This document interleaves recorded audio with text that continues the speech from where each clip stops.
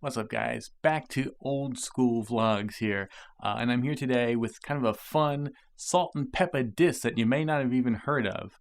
Uh, and actually, though, this record I'm about to talk about is not the first Salt and Peppa diss. JJ Fad did sort of a group diss where they diss a whole bunch of female MCs, including Sparky D, The Real Roxanne, Roxanne Shante, and Salt and Peppa was one of them. So they did like one little mini verse directed at Salt and Peppa on a track called Another Hoe, which is a B-side to the original Supersonic single. And then LA Star, wait a minute, I got it right here. LA Star, B-Girls Are Kicking It, compilation album on B-Boy Records, which features four female MCs, all have a couple solo songs each. There's Sparky D, so kind of a connection there, Moet, Baby Doll, and LA Star, who takes a shot at Salt and Peppa on one of her first songs called Write That Rhyme, which is all about how Herbie infamously wrote all of their rhymes. The hook is even like, write that rhyme, Herbie. So that's a pretty fun hardcore song. So, those two songs came first. And then in the 90s, there's a little bit, Roxanne Shante did Big Mama, where she talks about a whole bunch of female MCs, sort of like Another Hoe. And she mentioned Salt and Peppa in there, but that's just a quick throwaway line. Like, she doesn't do a whole verse at them or anything. Like, she does verses at like MC Light, Yo Yo, but she says one line, I ripped the nicest from ISIS down to Salt and Peppa. So it's kind of a diss there, especially since she considers them the lowest point of the scale compared to ISIS. So kind of a compliment to ISIS and a real diss to Salt and Peppa. But that's just one line, Big Mama, Roxanne Shante, that was in the 90s. And then also in the 90s, a little bit after that, the original Spinderella had a record called I Don't Give a Damn or something like that, where she talks about a bunch of stuff, but in the beginning, she talks about Salt and Peppa and specifically the other Spinderella, and sort of basically disses them for denying her existence and acting as if the new Spinderella had been Spinderella all along. So she has a little bit about that in the beginning of her song, but again, not really a full-fledged Salt and Peppa diss at all. This record I'm about to talk about, though, is called Pass the Salt and Peppa Please by Shocky Shay. An MC you might not have heard of, but she actually had a full-length album. She was on a semi-major label and everything. She came out in 1989. She was pretty dope. So here she is, Shocky Shay, and this is her full-length LP. 1989 on Orpheus Records, which is the same label that like B-Fats and Arabian Prince had come out on. And Pass the Salt and Peppa is the lead single off of this album, but it's not the only single. She had another one called I Like Your Man, or actually Your Man's Alright. And a third single was kind of like an anti-AIDS, pro-condom song, which kind of came out on a promo tip only. That was kind of at the tail end. I mean, basically, today, most people would probably care about her because she disses Salt and Peppa and she has this song. But honestly, she's actually pretty dope, and this is a pretty cool LP. It's entirely produced by Donald D., not the Syndicate Sniper, but the one who's on Orpheus Records and now with B-Fats and all that, and co-produced by B-Fats. And it has their sound distinctly all over it. Which was kind of good, but kind of not great also at the same time. They had very manufactured, very kind of, fake sounding beats, which sounded dope, especially when they did the more hardcore songs. When they did the syrupy love songs, then it sounds a little bit worse. And when they did the pop stuff, it starts to sound kind of bad. So they were always all right. They're always good, but never great. And that's what the production is like on this album. And that's unfortunately kind of what this whole album is like. So it's a good, solid album. Shocky Shay is pretty cool, but it's not like amazing. If she had a second album, I definitely would have copped it. But honestly, the only song I really do go back to these days is Pass the Salt and Peppa, which, by the way, also is the best kind of instrumentally, I would say. Although she has a number of kind of more just kind of hardcore flexing songs on this album, which are definitely the highlights. And that's one of them. But it's kind of a cool mix because it's a little bit of an up-tempo bouncy beat. At the same time, kind of very hard, with kind of hard horn stabs and big drums and everything. And again, that very common, typical Donald D. B-Fat sound. So it's really got that one kind of sound, but it's a little bit, it sounds like the single off the album.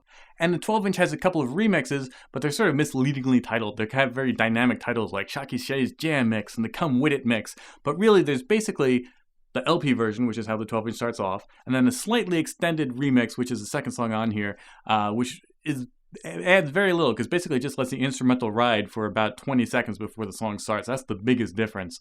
So that's the Shocky's Jam Mix. And then on the B-side, they're actually, despite the titles, are just the instrumentals for the album version and the slightly extended mix. So really, it's almost kind of just one song. The 12-inch version is a little bit better because it's an extended mix, but then again, because it's just sort of excessive instrumental at the beginning, it's not even really that essential. Honestly, I would recommend the album only. You don't really need the 12-inch. Even if you sort of think, like, this is the song I care most about, I would still recommend the LP over the 12-inch, again, just because the 12-inch doesn't really add that much. And she actually does go back at Salt and Peppa one more time later on the album. Towards the very end of the song called Critical, she just has a quick line, a throwaway line, kind of saying, compare me to Peppa, but she ain't hot, I am. So that's it. But so she does take one more Salt and Peppa diss on the LP. So another reason to go for the LP over the 12-inch. And she doesn't really do the love song thing. Like, the closest is Your Man's Alright, and that's much closer to like Tramp by Salt and Peppa than a love song. And she's got a song here called You Got No Rights, which is a pretty cool concept song. I'm not even going to spoil it for you. Just track down the song and listen to it for yourself. So again, this is a pretty cool album. And the good thing about this or any of her singles or anything is that they're all cheap as chips. Like, you can find them used online super cheap. So if you're interested, you can easily get them. So like I said, the song is very kind of hardcore but bouncy at the same time, which is kind of a cool combination. It's got a very funky bass line. And lyrically, sometimes you get some kind of serious disses of Salt and Pepa, and sometimes it's kind of goofy, often kind of referring to him as the literal, Salt and Pepper, which is kind of goofy, I don't want pepper, I don't want to sneeze. Like, that's some cheesy stuff. And, you can use salt and pepper on chicken. That's like a hardcore line she says in this song. So at that point, it's just goofy. But other times she has some pretty serious disses and stuff. Like, if you say something about me, I know you ain't write it anyway. So, some kind of hardcore, decent disses and goes at Salt and Pepa. I don't believe there's any real beef with Salt and Pepa. I'm pretty sure she's just going at them because Salt and Pepa were the biggest female hip-hop act going at the time, so she's like, all right, I'm going to make a name for myself by going at them, which, it's hip-hop, so that's respectable enough. But there's no real, she doesn't have anything particularly nasty or personal to say about them, and I don't think there's any real great, story there. So I'm not even really going to bother explaining it anymore because I'm just going to let you hear it. It's pretty funky, it's pretty dope, it's definitely kind of worth tracking down as a cool, fun, old-school 12-inch, and again, Shocky Shay is dope. I like her. If she had a second album, I definitely would have copped it. She was good enough. She was, I was into her. But at the same time, honestly, looking back from now, really all you need to check out is the one song, and you're about to hear it. So, Pass the Salt and Pepa by Shocky Shay.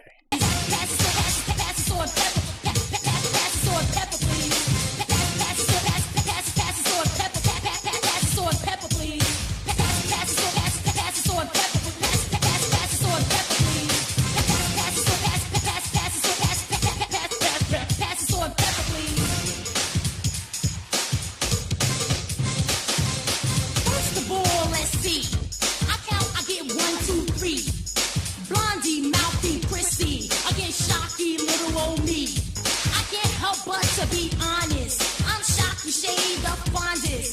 So listen to me and then you can jet. If you ever try to diss me, I won't forget. Salt and pepper, pepper and salt. You're losing your flavor, but it ain't my fault.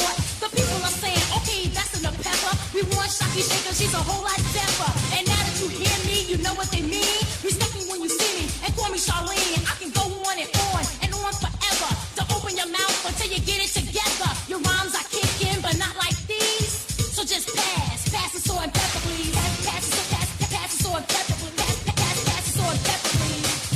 Pass the salt and pepper, pass the salt and pepper, please. Pass the salt and pepper, pass the salt and pepper, pass the salt and pepper, please.